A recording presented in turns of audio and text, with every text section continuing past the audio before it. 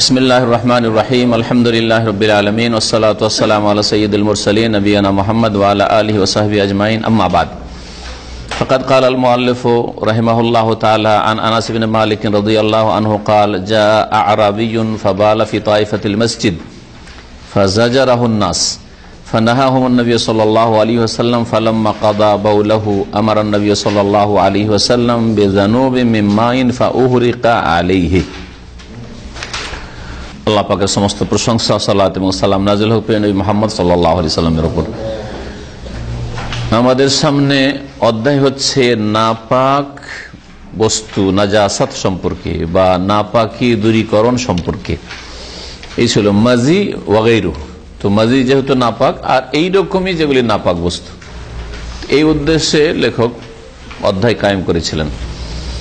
তো ওতে আমরা কয়েকটা হাদিস এর আগে আলোচনা এসে গেছে, এখন দুটো হাদিস আছে। একটি হাদিস হচ্ছে আনাস বিন মালিক রাদিয়াল্লাহু তাআলা আনহু থেকে বর্ণিত, তিনি বলেন যা আরাবিয়ুন, একজন বেদুইন আসলো।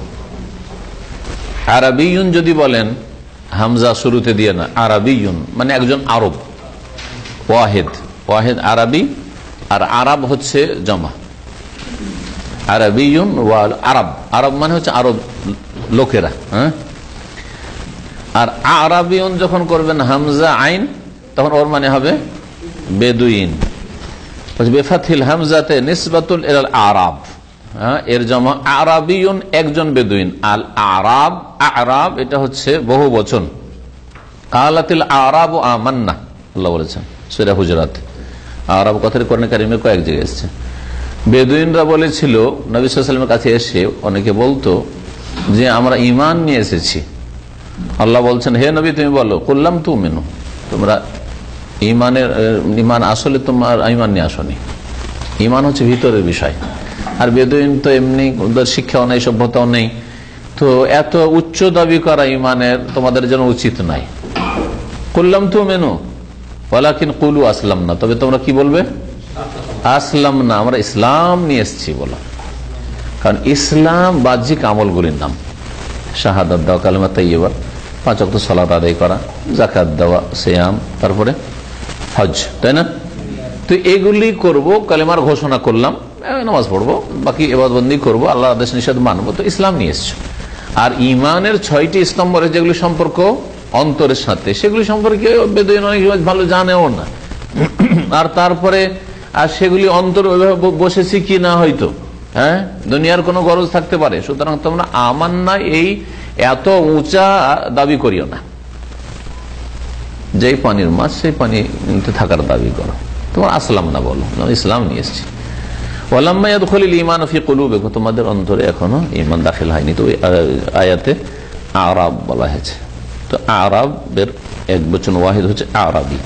ওয়াহুম সুক্কানুল বাদিয়া, আরাবি বা আরাব কাদেরকে বলে? যারা বাদিয়াতে, বাদিয়া মানে গ্রাম অঞ্চল নয়। আমার দেশের গ্রামগুলি আরবের শহরের মতো। আমার দেশে গ্রামে অনেক কিছু পাওয়া যায়, সবকিছু না পাওয়া অনেক কিছু পাওয়া যায়।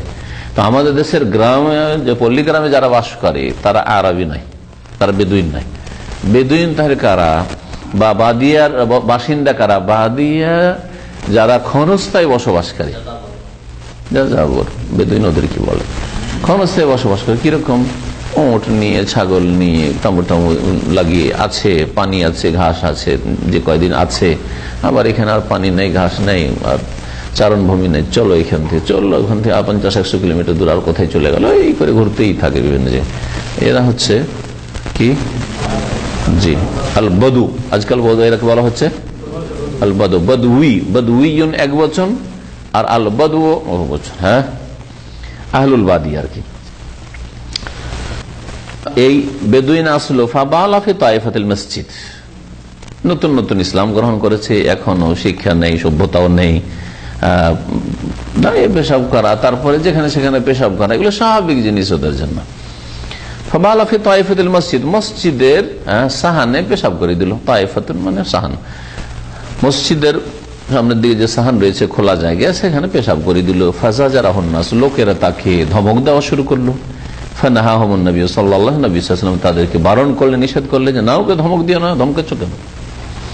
ফালাম্মা কাদা বাউলাহু, যখন সে তার পেশাব সম্পন্ন করে ফেললো, আমার নবী সাল্লাল্লাহু আলাইহি ওয়াসাল্লাম বেজানুবিন মিন মাইন, তখন নবী করিম সাল্লাল্লাহু আলাইহি ওয়াসাল্লাম এক বালতি ভর্তি পানি নিয়ে আসার নির্দেশ দিলেন।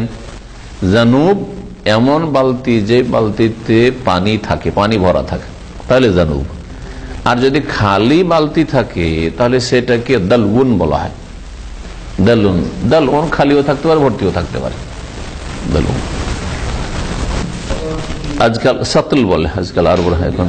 হ্যাঁ, জানুব অংশের অর্থ, ওখানে জানুব মিসলা জানুবে আসহাবে, জানুব মানে ওখানে অংশের অর্থ। হ্যাঁ, শব্দ, কিন্তু ওইটা আলাদা অর্থ। আর একটা হচ্ছে জুনুব, জাম্বুনের বহু বচন, গুনাহ, ওইটা জুনুব। জি জি, জুনুব ওইটা। তারপরে সেই পানিটা ওই পেশাবের ওপর কি করা হলো, বহিয়ে দেওয়া হলো। আহারাক ইহরিক মানে হচ্ছে বহিয়ে দেওয়া, আসলে সে আরাকা, আরাকা কে আহারাকা করা হয়েছে, খেলাফি কিয়াস হা নিয়ে আসা হয়েছে। আসলে উরিকা আলিহি উবদিলাতিল হামজা তাহান, হামজাকে হা করা হয়েছে, তো হুরিকা হয়ে যায়, তাহলে হরিকা হয়ে যায়, তখন আবার আরেকটা হামজা নিয়ে আসা হয়েছে। জিদাত হামজাতুন ফাসারা ফাউরিকা, উরিকা হবে সুকুনিল হা মাবনিউল মাজহুর। জি জি, উরিকা, আরাকা ইউরিকো, জি আরাকা ইউরিকো, আতাকা ইউতিকো। হ্যাঁ জি, উতিকা হবে না, ওইরকম আর কি, বাবে ফাল থেকে পানি বহিয়ে দেওয়া হল। এই ছিল হাদিস। নবী করিম সাল্লাল্লাহু আলাইহি ওয়াসাল্লাম মসজিদ নববীতে ছিলেন। বেদুইন আসলো, আসার পরে মসজিদের এক কিনারে পেশাব করা, মসজিদের সাইডে পেশাব করা শুরু করলো।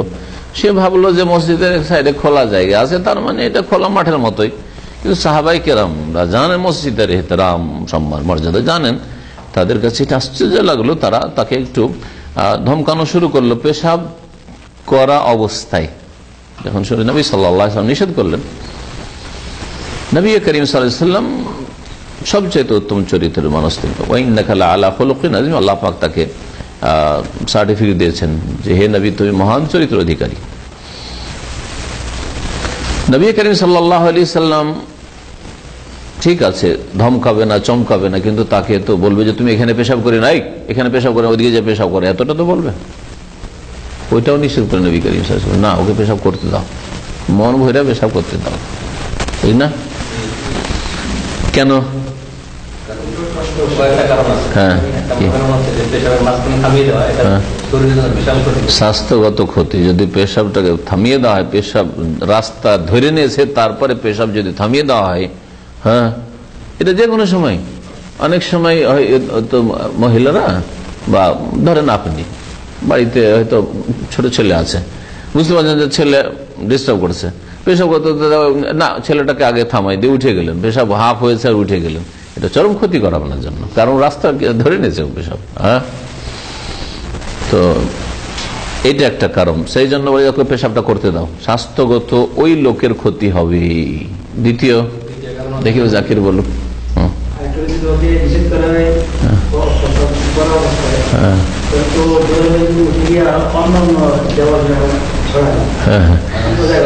উঠে গিয়ে সেখান থেকে যদি পালাবার চেষ্টা করে, তো ওর কিছু তো ফোঁটা পড়বে মসজিদে, তো একটা জায়গায় ছিল, আরো কয়েক জায়গায় খারাপ করবে, ওটা মসজিদ খারাপ করে দিতে পারে, তাই না? আল্লাহ থেকে এটা একটা কারণ। হ্যাঁ, মুসলিম ছিল না, জরুরি নাই, বলা হয়নি যে মুসলিম ছিল না, হয়তো পারে মুসলিম হয়েছে, মুসলিম ছিল এরকম কিছু না। খারাপ উদ্দেশ্যে, অসৎ উদ্দেশ্যে পেশাব করেছে এমন কোন প্রমাণ নেই। এই দুটি কারণ বলা হয়েছে। মুসলিম যদি না থাকে তো হাদিস আছে, আর এক হাদিস আছে, আবু দাউদে আছে, অন্যান্য হাদিসের কিতাব আছে, যে এই লোকটি উল্লেখ করেছেন, সহিহ বুখারীতে আছে, সহিহ বুখারীতে আছে, ওই লোকটি তো পেশাব করলো এরকম করে, তারপরে উজু টুজু করলো, এই মসজিদে নামাজ পড়লো, নামাজটা পড়ার পর দোয়া করছে, আল্লাহুম্মা রহমনি মুহাম্মাদান ওয়ালা তারহাম মা'না আহাদান, আল্লাহ আমার উপর আর মুহাম্মাদের উপর রহম করো। নবীও বলছে না, আদব কায়দা থেকে এত দূরে, আদব কায়দা থেকে এত দূরে, আল্লাহুম্মা রহমনি মুহাম্মাদ, আল্লাহ আমার উপর মুহাম্মাদের উপর রহম করো, ওয়ালা তারহাম মা'না আহাদান, আল্লাহ আমাদের দুইজন ছাড়া কারো উপর রহম করিও না। কেন বলেছে এই কথা? রাগ শুধু, রাগ তো যা আছে তা আছে, রাগ নাই, রাগ না। বলছি এরা তো ভালো ব্যবহার করলো না আমার সাথে, কিন্তু নবী কত মানুষ, ভালো মানুষ। আমি পেশাব করলাম, ভুল করলাম, তারপরেও আমাকে কিছুই বললো না। আবার আমাকে বললো না যে তুই পানি নিয়ে এসে ধো, কেউ বললো না। দেখেন, বলতে পারতেন যে পেশাব করেছে সোজা ধুয়ে যা। হ্যাঁ, ভালোবাসা তো বলা যেত, ঠিক আছে পেশাব করেছেন একটু ধুয়ে দেন, এটা তো বললেন নবী সাল্লাল্লাহু আলাইহি ওয়াসাল্লাম, এটা তো বলতে পারেন। আপনি যদি নবীর আখলাকটাকে চিন্তা করেন, অন্য সাহাবীদেরকে বলছেন যে তোমরা ধমক টমক দিয়েছে, যা পানি নিয়ে আসো, ধুয়ে দাও। আমরা কতটা করতাম? পেশাব করেছেন, ঠিক আছে, যাক করেছেন, খুব ভালো চরিত্রের লোক হইলে আমরা, খুব যদি ভালো মানুষ হই তাহলে ঠিক আছে, করেছেন, আপনি একটু ধুয়ে দেন, পরিষ্কার করে দেন। বলতাম না? এইটা সবচেয়ে ভালো আশা করা যায় আমাদের কাছ থেকে, যদি ভালো হন তাহলে। আর না হইলে বকা ঝক্কা যা কিছু করার করবেন, তারপরে ওকে সাফ করিয়ে নেবেন, ইত্যাদি কত কিছু। হ্যাঁ, আর তো মার তো আছে, হ্যাঁ, ও তো চরমপন্থী বেদাতি। আবার বেদাতি মেলা ক্যাটাগরি আছে, চরমপন্থী বেদাতি। আমিন বললে ইহুদিদের মতো গায়ের জ্বালা। জি, মসজিদ হইতে হবে, কারণ ওয়াহাবি হয়ে গেছে যে ওয়াহাবি যে নাপাক, যে ওই নামার মুশরিকুন নাজাসুন আয়াত ফিটকে দিল, মুশরিক নাপাক, কাফের নাপাক, এই ওয়াহাবি ঢুকে গেছে, আমিন জোরে বলে দিয়েছে। এখন মসজিদে নাপাক যখন ঢুকে তো মসজিদ ধুইতে হবে। আরে হিন্দু ঢুকলো তো ধুইতে হবে না, এরকম শরীর তো নেই। আর ইহুদি খ্রিস্টানও যদি মসজিদে ঢুকে যায় তবু তো, কারণ নবী সাল্লাল্লাহু আলাইহি ওয়াসাল্লামের দরসে নাজরানের খ্রিস্টানরা বসেছে, শুধু মসজিদে হারাম বা হারামের এলাকায় বলা হয়েছে ওখানে ঢুকবে না। মসজিদে মুসলিম ঢুকতে পারে প্রয়োজনে, বা অনুমতি ক্রমে ঢুকতে পারে, মুসলিমদের প্রয়োজন এসে ঢুকাইতে পারে। কিন্তু আশ্চর্য চরমপন্থীদের, যে কেউ আমিন জোরে বলে দিলে যেহেতু তাদের মজহাবের লোক না, সেই জন্য মসজিদ এত নাপাক হয়ে গেছে যে শরীয়তের তাদের মজহাবেও হিন্দু ঢুকলেও যে ধুইতে হবে এমন কথা নাই, হানাফি মজহাব, কিন্তু ওদের কাছে ধুইতে হবে ওয়াহাবি ঢুকে গেলে। যাই হোক, কথা ওইদিকে চলে যাচ্ছে। কি বলছিলাম? বলছে আল্লাহ আমার উপর রহম করে, মোহাম্মদের উপর, আর এদের উপর কারোর উপর রহম করি না। তো ভালো আখলাক চরিত্র পেলে মানুষ যে খুশি হয়, অন্তরকে আকৃষ্ট করতে পারলে যে মানুষ দোয়া দেয়, এটা এর দ্বারা বোঝা গেল, ঠিক না? জি, এই হাদিস থেকে যা বোঝা গেল যে নবী করিম সাল্লাল্লাহু আলাইহি সাল্লামের সামনে ওই লোকটি পেশাব করলো, পেশাবের ওপর কি করা হলো? পানি ঢেলে দেওয়া হলো। ওই জায়গার মাটি কি খুঁড়ে উঠানো হয়েছে? ওঠানো হয়নি। মাটি কি সরানো হয়েছে যে পেশাব করেছে? হ্যাঁ, তাহলে পেশাব তো ওই জায়গায় থেকে গেল। পেশাব উঠিয়ে ফেলা হইলো না, মাটি উঠিয়ে ফেলা হইলো না, ওর উপরে শুধু পানি বহিয়ে দেওয়া হইলো। হ্যাঁ, আজকালকে মতো পাকা এনে যে পানি বহিয়ে দিয়ে আবার, হ্যাঁ কি বলে ওগুলো দিয়ে, ওই পার দিয়ে একবারে ক্লিন করে দেওয়া, তাও তো হইল না। ও তো কাঁচা মসজিদ, মাটিতে তো পেশাব টেনে আছে, আর ওখানে ওর উপরে পানি আর ওটা পেশাবের পানি ঢেলে দিল। তো এতটুকু জায়গায় পেশাব থাকলে পানি ঢালার পরে তো আরো তো এতটুকু জায়গায় নাপাক হইলো, তো পাক কেমন করে হইল? পাক কেমন করে হইল কে বলতো? হ্যাঁ, আচ্ছা, তার মানে এই যে শরীয়তে স্থান পবিত্র করার একটা তরিকা হচ্ছে যে যতটা নাপাকি আছে তার চাইতে বেশি যদি পানি দিই সেই নাপাকিকে দূর করে দেওয়া সম্ভব হয়, মানে হালকা করে দেওয়া, দূর করে দেওয়া। যে পেশাব ছিল, পেশাবের গন্ধ হইতো বা কিছু, পেশাব তো যতটা আছে অতটা তো মাটিতে আছেই, কারণ মাটি উঠানো হয়নি। কিন্তু যেহেতু পানি সেখানে বেশি করে দিয়ে দেওয়া হয়েছে, বালতি ভরা পানি মানে খুব বেশি না আজকালকার জামানা, হ্যাঁ 2-4-10 লিটার বেশি না, 10 লিটার অনেক বেশি বললাম, 10 লিটারও নয় হয়তো ওই পানি ছিল, কারণ সেই পানির অভাব। তো এই পানি দিয়ে তাহলে কি করা হলো? পাক করা হলো। এই জন্য ফুকাহারা বলছেন যে স্থান পাক করার একটা তরিকা হচ্ছে মুকাসারাতুল মা, বেশি করে পানি দিয়ে, নাপাকি যতটা আছে তার চেয়ে বেশি পানি দিয়ে পাক করে দেওয়া। যারা তাবিল করতে গেছে যে না ওই জায়গার মাটি উঠিয়েছিলেন, তাদের কাছে কোনো দলিল নেই, ভুল কথা। এই জন্য মাটি উঠানো কোনো শর্ত নাই শরীয়তের বিধানে।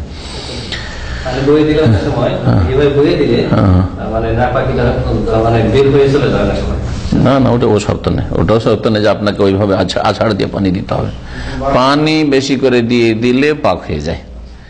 আর একটা পাক হওয়ার তরিকা আছে, পানি যদি নাও ঢালেন, ধরেন, কারণ মশলা জানতে হবে আপনাকে, একটা জায়গায় পেশাব করেছে কোন মানুষের পেশাব, অথবা এমন পশু যার গোস্ত খাওয়া যায় না, পেশাব না পাক, ঠিক না, পেশাব করেছে, পানিও ঢালা হলো না, কিছু ঢালা হলো না, তো কতদিন না পাক থাকবে? হ্যাঁ, শুকানো পর্যন্ত। মাশাআল্লাহ, মশলা জানছেন। দলিল দলিল শুকিয়ে গেলে পাক হয়ে যাবে। এখানে তো পেশাব আছে, কালকে আপনার ছেলে পেশাব করেছে, জানছেন, ওই জায়গায় উঠানে আঙ্গি নাই মাটি আচ্ছা, হ্যাঁ কি সমস্ত জমিকে পাক করা, মানে পেশাবের জায়গায় পাক করা হয়েছে, পায়খানা জায়গা পাক করা হয়েছে। হ্যাঁ, একটি হাদিস আছে, জাকাতুল আরদ ইয়াবসুহা, জমিনের পবিত্রতা হচ্ছে জমিন শুকিয়ে যাওয়া। তো ভিজা ছিল, ভিজা থাকলে নয়, পেশাব পড়ে আছে, ভিজা আছে না, তো না পাকা, যতক্ষণ ভিজা আছে না, কোনো চিহ্ন নেই, পেশাবের কোনো চিহ্ন নাই, শুকিয়ে গেছে, পাক হয়ে গেছে। বলছে আন্নাল বাউল আলাল আরযি ইউতাহিরু বিগামরিহি বিল মা, পানি দিয়ে যদি ডুবিয়ে দেওয়া যায় ওই জায়গাটিকে, যেই জায়গায় পেশাব ছিল, তাহলে পাক হয়ে যাবে। ওয়ালা ইশতারাতু নাকলুত তুরাব মিনাল মাকান বাদা যালিকা ওয়ালা ক্বাবলাহু, না আগে ওখান থেকে মাটি উঠাইতে হবে শর্ত আছে, না পানি ঢালার পরে ওখান থেকে মাটি উঠিয়ে ফেলতে হবে, এরকম কোন শর্ত আছে? কোনো শর্ত নেই, এই হাদিস প্রমাণ করে। এই হাদিস দ্বারা বোঝা গেল যে মসজিদের সম্মান এহতেরাম রয়েছে এবং পবিত্রতার খেয়াল রাখা আবশ্যক। নবী করিম সাল্লাল্লাহু আলাইহি ওয়াসাল্লামের উত্তম চরিত্র এই হাদিস দ্বারা বুঝতে পারলাম, এবং উত্তম চরিত্র পেশ করলে যে মানুষ দিনের দিকে আকৃষ্ট হয়, এতে কোনো সন্দেহ নেই। জি, নবী সাল্লাল্লাহু আলাইহি ওয়াসাল্লাম যে কত নম্র ব্যবহার করতেন, এ দ্বারা বোঝা গেল। অথচ লোকটি অন্যায় কাজ করেছে, এতে কোনো সন্দেহ নেই যে অন্যায় কাজ করেছে, তার অজ্ঞতার সাথেই করুক, কিন্তু অন্যায় কাজ করেছে। নবী করিম সাল্লাল্লাহু আলাইহি ওয়াসাল্লামের দূরদৃষ্টিতা বা দূরদর্শিতা এবং মানুষের প্রকৃতি সম্পর্কে তার গভীর জ্ঞান, সবাই এক রকমের না। এই জন্য সবাইকে এই যে একটা লাঠি দিয়ে আপনি হাঁকাবেন, তাড়াবেন, এটা নয়। এটা লোক শহরের লোক, হ্যাঁ, শিক্ষিত মানুষ, জ্ঞানী মানুষ, সে যদি এরকম ভুল করে তো এটা মেনে নেওয়া যায় না, বুঝা গেছে। কিন্তু একটা পল্লী গ্রামের লোক, অসভ্য লোক যদি এরকম কাজ করে, তো অবশ্যই তাহলে সবাইকে একই দাঁড়িয়ে পাল্লায় মাফ করবেন, এটা চলবে না। নবী সাল্লাল্লাহু আলাইহি ওয়াসাল্লাম মানুষের তবিয়ত কে কেমন হয়, বেদুইনরা কেমন হয়, নবী সাল্লাল্লাহু আলাইহি ওয়াসাল্লাম জানতেন যে এরকম হইতে পারে এই ধরনের লোক দ্বারা। বেদুইন তো বেদুইন, আজকাল গ্রাম অঞ্চল আমাদের দেশে যারা বাস করে তারা কথা বলতে জানে না, আলেমদের সাথে কথা বলতে গিয়ে তুমি বলে দেয়, শুনেছেন, তুমি বলে। হ্যাঁ, অনেকে ছেলেদেরকে কথা বলতে শেখায় না। কোন একজন ভাই হাফেজে কোরআন মসজিদে আহমদি করে, কিছু কিছু দাওয়াতি কাজ করে, তো এক বক্তব্য করতে গেছি, তো ওর ছেলেরা সালাম দোয়া করে খেতে বসছে আমার সাথে, তো দেখছি তুমি বলছে, আশ্চর্য। হ্যাঁ, তো আপনাকে খুব বড় লাগছে নাকি, ও জানে কি যে এইটা এত বড় মানুষ, ভাই কত বড় মানুষ যে তুমি বলতে হবে না। আমি আশ্চর্য হইলাম যে একজন হাফিজ কোরআন মানুষ মসজিদে আমতি করেন, মানে ভাই ছেলেকে তুমি না আপনি, এটা শেখাতে হবে না? রোগটা কোথায়? রোগ কিন্তু আমাদের বাঙালি সভ্যতে আছে। বাপ মাকে তুমি শিখিয়েছে, বাপ মাকে তুমি বলে অভ্যাস দেবো না। আমাকে মনে হচ্ছে আমার আব্বুর কাছে দাওয়াতে আছে, আব্বুর সাদিক বন্ধু মানুষ, আমিও তুমি, বোঝা গেছে। যার ফলে আমি আমার ছেলে মেয়েদেরকে তুমি শিখাই না, বাপ মাকে আপনি বলুক। ছোট বাচ্চা মুখ ফুটেছ আপনি ছাড়া তুমি জানেই না, বড় দেখলে জানে যে আপনি বলতে হবে, বড় দেখলে ওকে কোনোদিন শেখায়নি। এই ছেলেকে কোনদিন শেখাতে হবে না যে এগুলো যেহেতু আঙ্কেল বা এগুলো গেস্ট মেহমান, সেজন্য আপনি বলে এসব শেখাতে হবে না, ও এমনিতে শিখে যাবে। সুতরাং এই তরিকা বাদ দেন যে এটাতে বেশি আদর আছে, এটাতে বেশি মহব্বত আছে। কেউ শিখাইলো এগুলো যে আপনি বললে আদর হয় না, স্নেহ হয় না, আর তুমি বললে বেশি আদর হয়, কাছে হয়, ফালতু কথা, তরবিয়তের খেলাফ। আমার সাথে এটা করেছে, আমি ভিতর এসেছি, আজ পর্যন্ত কাউকে বলিনি। আর নাম দিয়ে বললাম, নাম দিয়ে বলে তো আবার গীবত হয়ে যাবে, বিনা নামে বলা যায়, শিক্ষার উদ্দেশ্যে সেটা বললাম। আমি লজ্জাতে ছেলের বাপকেও বলিনি, মুশকিল বললে খারাপ ভাববে যে হয়তো শেখ মাইন্ড করেছে, অথচ বললে ফায়দা ছিল অবশ্য তরবিয়ত, কিন্তু এই জন্য শুধু বলিনি যে বলে শেখ হয়তো মাইন্ড করেছে। কথা হচ্ছে যেগুলো যা ইচ্ছে তাই। আন্তা আরবিতে আন্তা তুই, তুমি, আপনি, আন্তা সবচেয়ে ভালো, বোঝা গেছে। আরবিরা ভালো, আন্তা দিয়ে তুই হইতে পারে, আন্তা দিয়ে তুমি হইতে পারে, আন্তা দিয়ে আপনি হইতে পারে। বলছেন যে এই হাদিস থেকে জানা গেল যে যারা শহর থেকে এবং লোকজনের সংসর্গ থেকে, যারা সভ্য লোক তাদের সংসর্গ থেকে দূরে থাকে, তাদের আখলাক চরিত্রে ওই রকমের তরবিয়ত যেহেতু থাকে না, যার ফলে তাদের আখলাক চরিত্র এরকম হতে পারে, বা তাদের অন্তর শক্ত হইতে পারে, তাদের মধ্যে অজ্ঞতা থাকতে পারে। এই জন্য দেখা যাচ্ছে দিন শিক্ষার ক্ষেত্রেও আজকাল শহরে যেভাবে দিন শিক্ষার সুযোগ সুবিধা আছে, গ্রামাঞ্চলে নেই। গ্রামাঞ্চলে দিন শিক্ষার সুযোগ নেই। এই একটা দিক দেখবেন যে বিভিন্ন দর্শগুলো শহরে হচ্ছে, কিন্তু গ্রামাঞ্চলে কোনো দর্শের ব্যবস্থা নেই, যার ফলে সমাজ অজ্ঞ হয়ে আছে। মূর্খ লোককে বা অজ্ঞ লোককে শিখাতে হলে নম্রতা আবশ্যক। নবী করিম সাল্লাল্লাহু আলাইহি ওয়াসাল্লাম এটি সুন্নাত। জি। عن أبي هريرة رضي الله عنه قال سمعت رسول الله صلى الله عليه وسلم يقول الفطرة خمس الختان والاستهداد وقص الشارب وتقليم الأظفار ونتف الإبط। আবু হুরায়রা রাদিয়াল্লাহু তাআলা আনহু থেকে বর্ণিত, তিনি বলছেন যে আমি রাসূলুল্লাহ সাল্লাল্লাহু আলাইহি ওয়াসাল্লামকে বলতে শুনেছি, আল ফিতরাতু খামসুন। ফিতরাতু খামসুনের অর্থ কি করবেন?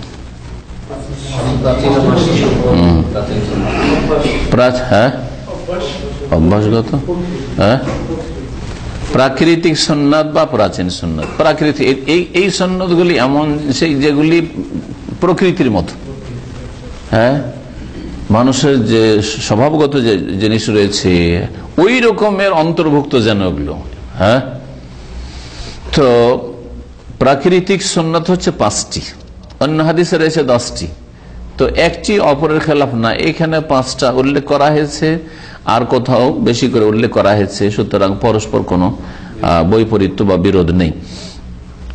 আল খেতান, এগুলো প্রসিদ্ধগুলো বয়ান করা হয়েছে। হতে পারে নবী সাল্লাল্লাহু আলাইহি ওয়াসাল্লাম যখন বয়ান করেছিলেন, প্রথমে 5টি বয়ান করেছিলেন, তখন ওই সাহাবী যেভাবে শুনেছে ওইভাবে বর্ণনা করেছেন।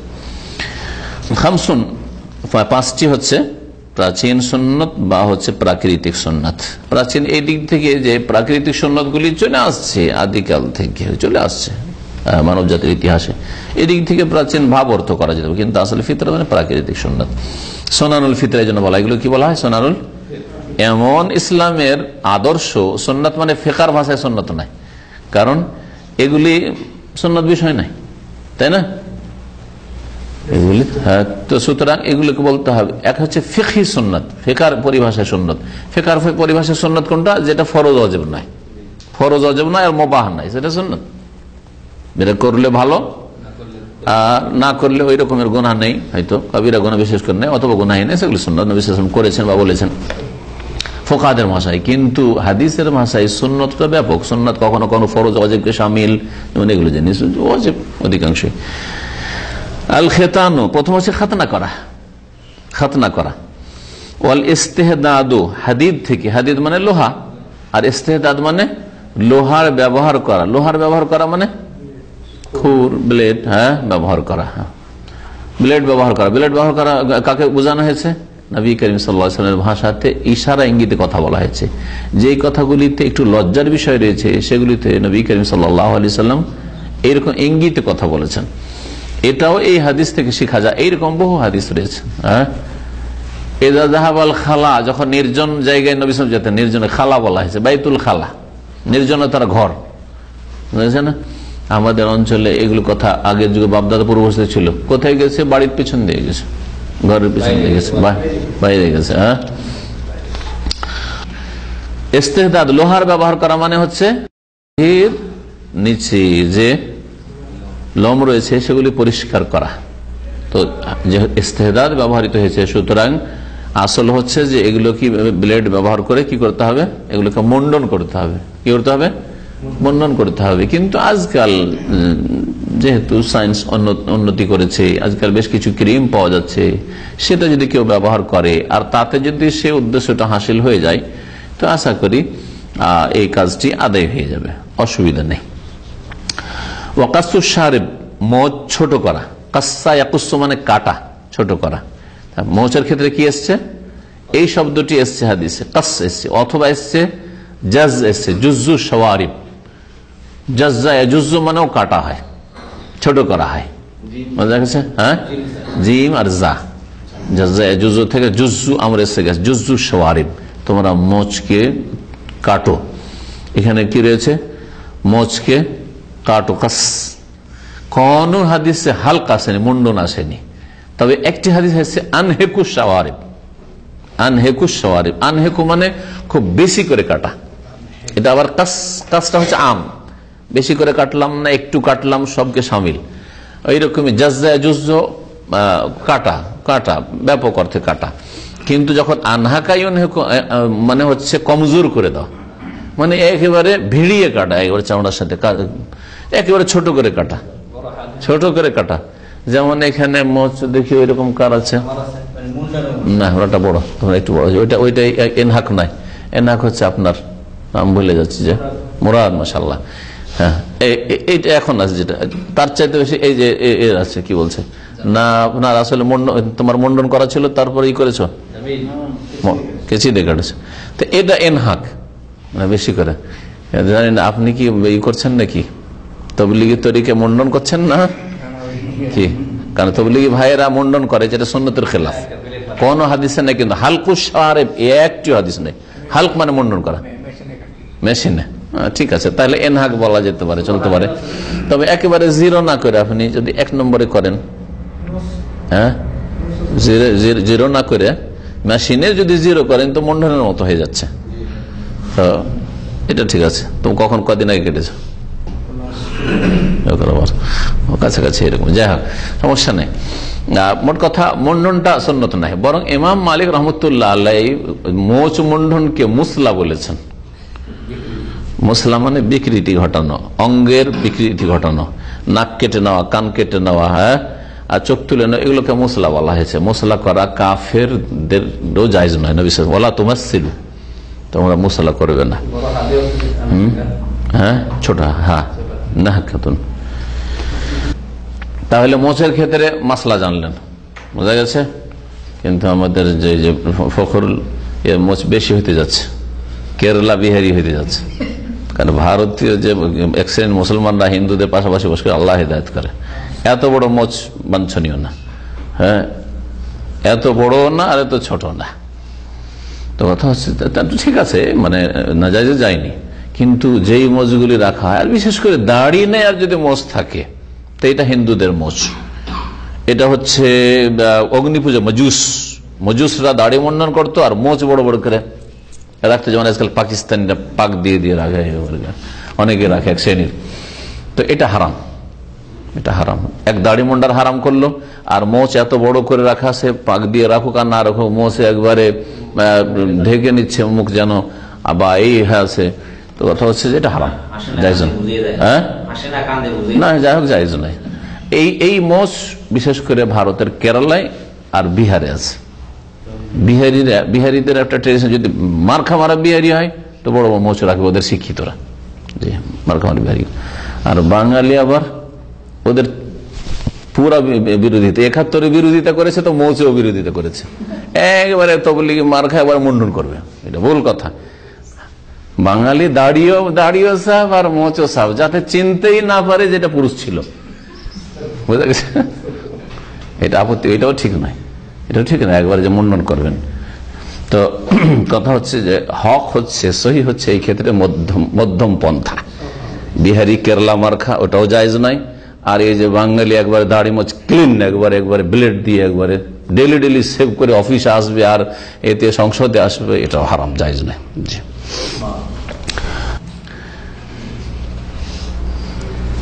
মিশরীরা এটা নিয়েছে, আবার খালি বাঙালি বললে হবে না।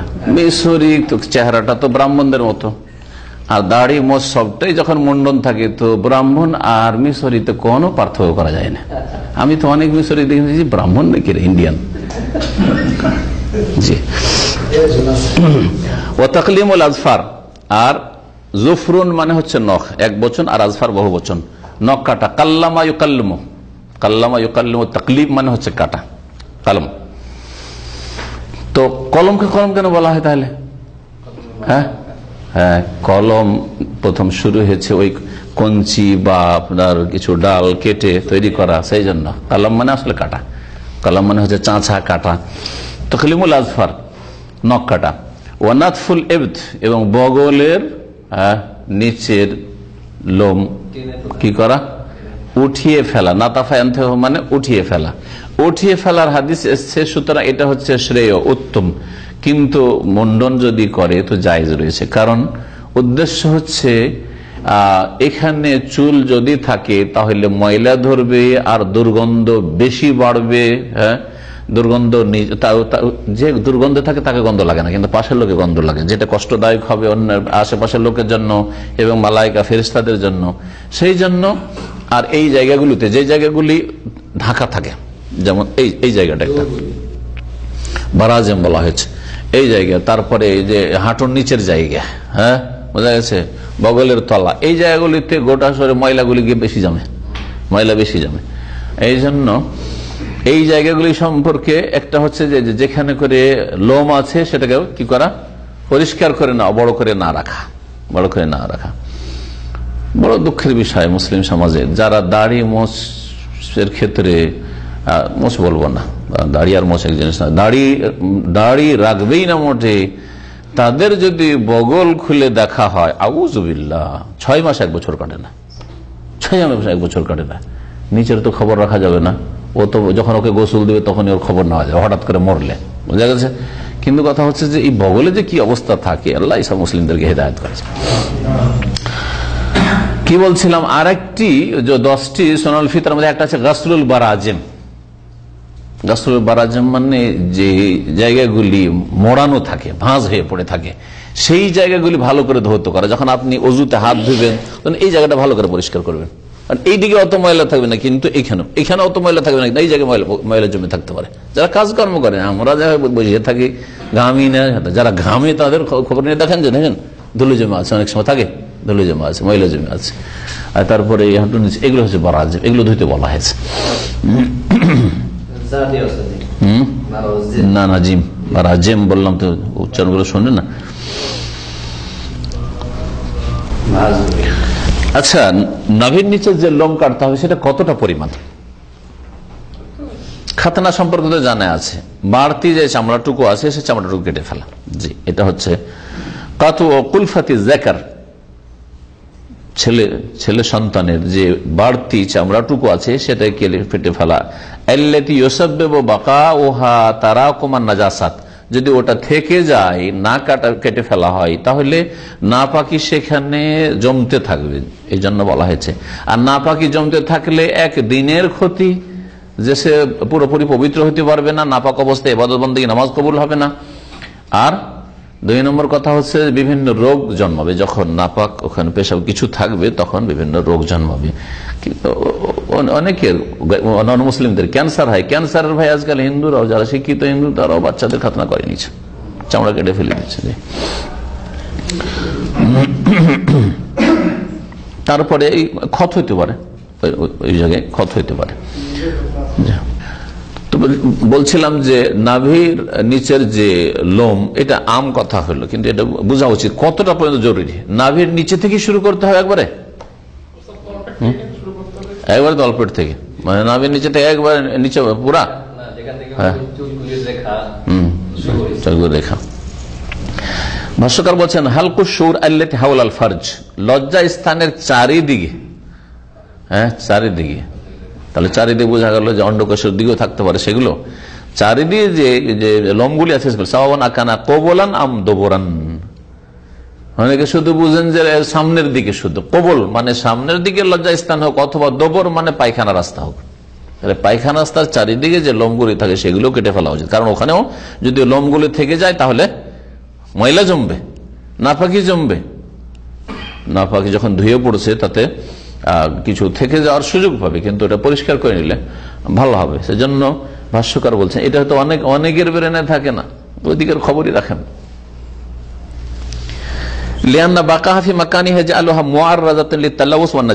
কারণ এই জায়গাগুলোতে যদি লোমগুলি থেকে যায় তাহলে কি হবে, নাপাকি সেখানে জমার সুযোগ পাবে। অরুবামা আখাল্লাত বিত্তাহারাতা, শরীয়তের যে পবিত্রতা রয়েছে জরুরি যেসব ইবাদতবন্দির জন্য, যেমন সালাত নামাজের জন্য বা তওয়াফের জন্য ইত্যাদি, তো কোরআন স্পর্শের জন্য, তো ওই ক্ষেত্রে তখন নাপাকি বা শরীর নাপাকি থাকবে যদি নাপাক ওদের কিছু থেকে যেত। আজকাল মহিলাদের রোগ হচ্ছে নখ বড় করে রাখা, জায়েজ নাই, জায়েজ নাই। গায়র মুসলিম কাফেরদের সাদৃশ্যতা এগুলো, মান তাশাব্বাহা বিকওমিন ফাহুয়া মিনহুম, যারা যে অন্য জাতির সাথে যে সাদৃশ্যতা অবলম্বন করবে তাদের দলে শামিল হবে। সুতরাং এসব ফাসেকা, মানে ছেলেরাও করে এরকম, ছেলেরা মহিলা সাজতে চাইছে। জি হ্যাঁ, এই হাদিস থেকে বোঝা গেল যে আন্না ফিতরাত আল্লাহ তাআলা তাদু ইলা কুল্লি খাইর, আল্লাহ পাকের যে প্রকৃতি, মানে সৃষ্টি এর যে প্রকৃতি, আল্লাহ যেই প্রকৃতির মানুষকে সৃষ্টি করেছেন, এটা হচ্ছে প্রত্যেক ভালো কাজের দিকে আহ্বান করা। আল্লাহ চান যে আমার সৃষ্টি ভালো অবস্থায় থাক, ওয়া তুবঈদু আন কুল্লি শার, আর প্রত্যেক অনিষ্ট থেকে দূরে রাখতে চাই। তো এই যে ফিতরা বলা হয়েছে, তার মানে এই কাজগুলি যদি করেন তাহলে আপনি ভালো অবস্থায় থাকবেন, আপনি অনিষ্ট থেকে বেঁচে থাকবেন, দূরে থাকবেন। এই পাঁচটি যে উত্তম চরিত্র বা আদর্শ রয়েছে, এগুলো মিন ফিতরাতিল্লাহ, আল্লাহ পাকের ফিতরাত, এই জন্য ফিতরা বলা হয়েছে। আল্লাতী ইউহিব্বুহা, যেগুলিকে আল্লাহ ভালোবাসেন, ওয়া ইয়ামুরু বিহা, এবং যেগুলি আল্লাহ নির্দেশ দিয়েছেন। আর এর উপর আল্লাহ পাক রব্বুল সুস্থ মস্তিষ্কের মানুষকে সৃষ্টি করেছেন, যাদের চরিত্রে আখলাকে বিকৃতি ঘটেনি। আর সেটা হচ্ছে যে ইসলামের উপর পয়দা হয়েছিল, ইসলাম পালন করে সাবালক হওয়ার পর যদি ইসলাম পালন করে তাহলে সে ফিতরাতের উপর আছে। আর যে সাবালক হওয়ার ইসলাম পালন করে নাবালক অবস্থায় তো করলো মৌলুদ ইউলাদ আল ফিতরা, ইসলামের উপর পয়দা হয়েছিল, কিন্তু সাবালক হইতে না নামাজ আছে, না আল্লাহ পরকাল চিন্তা আছে, আল্লাহর ভয় আছে, তাহলে সে ফিতরাত বিকৃত হয়ে গেছে, তার ইসলামের ফিতরাত বিকৃত হয়েছে। সুতরাং তার অঙ্গ প্রত্যঙ্গে যে এই যে সোনালী ফিতরাগুলি রয়েছে সেগুলিরও বাস্তবায়ন করছে না, সে আদেশগুলি পালন করছে না। তো যারা সুস্থ মস্তিষ্কের মানুষ, সুস্থ রুচির মানুষ, ভালো রুচির মানুষ, তারা এগুলিকে ঘৃণা করবে, এর বিপরীতটাকে ঘৃণা করবে, আর এই ভালো কাজগুলিকে পছন্দ করবে। দিন ইসলাম, এই হাদিস দ্বারা বোঝা গেল দিন ইসলাম পরিচ্ছন্নতার দিন, সৌন্দর্যের দিন, পূর্ণতার দিন। নখ কাটা থাকলে সৌন্দর্য রয়েছে, একটু বড় থাকলে খারাপ লাগে। যারা রাখে না কখনো, আর যদি কোনো সফরের কারণে বা ব্যস্ততার কারণে ভুলে যাওয়ার কারণে বড় থাকে, কত যে খারাপ লাগে, ঠিক না? যে অশান্তি লাগে মনে হচ্ছে। মোষের ক্ষেত্রে ওইরকমই, যারা রাখছে কোনো ব্যাপার না, সব ঢেকে যাচ্ছে, ও ঢেকে আছে। দেখেন আজকাল হিন্দুদের যেসব কিগুলো সাধু সৈন্য আউযুবিল্লাহ, সব ঢেকে আছে, কিছু বোঝা যায় না, মুখে যেখানে ফাটল আছে তা বোঝা যায় না, আউযুবিল্লাহ। মাশরুইয়াত তাআহুদ হাযিহিল আশিয়া, এই যে বিষয়গুলি বলা হলো বা বস্তুগুলি বলা হলো, এগুলির খোঁজ খবর রাখা। এই হাদিস দ্বারা বোঝা গেল এগুলির খোঁজ খবর রাখবেন, যে ছেলের আমার খাতনা করতে হবে, আমার বগলে চুল কাটতে হবে, নাভের নিচের খোঁজ খবর রাখতে হবে না, কোনো খবরই রাখেন না, দুনিয়ার পয়সার খবর রাখেন, ওইদিকে খবরই নেই আপনার, এরকম যেন না হয়। ওয়াদামুল গাফলাতে আনহা, এর থেকে গাফিল থাকবেন না, মৌজ বড় হয়ে গেছে, খোঁজ খবর নেই, এরকম যেন না হয়।